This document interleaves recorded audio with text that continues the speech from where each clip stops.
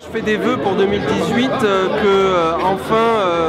on arrive à construire un chemin de progrès social en se débarrassant de tout le discours qui pollue aujourd'hui nos luttes et qui serait de dire que la modernité c'est le chacun pour soi, c'est l'intérêt des plus puissants et aujourd'hui on a besoin de démocratie.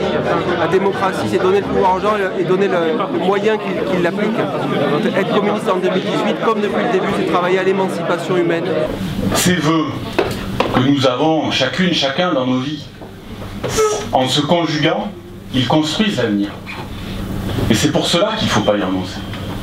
Parce qu'ils construisent à la fois nos vies, mais pas nos vies individuelles, aussi nos vies mêlées, entremêlées. Emmanuel Macron n'a pas emporté la conviction, comme ça, de l'ensemble du pays sur tous les sujets, sur tous les thèmes, sur toutes les réformes qu'il a envisagées. Cette réforme des ordonnances, elle n'avait pas de majorité populaire.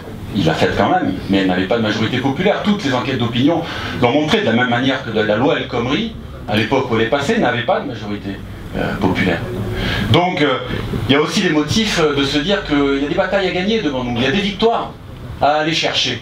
Donc continuer à rêver plus fort, à rêver plus haut, à vouloir, à souhaiter, voilà. Je crois que c'est important.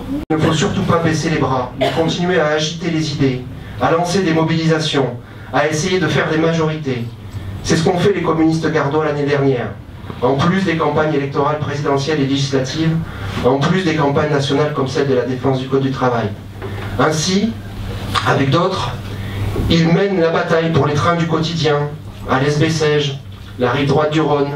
Avec d'autres et avec l'appui de leurs élus, Sylvain Faillet, Christian Bastide, mais aussi François Segui et Jarny Aniki, à Nîmes, ils tentent de montrer que d'autres choix peuvent être faits en matière de transport pour les habitants.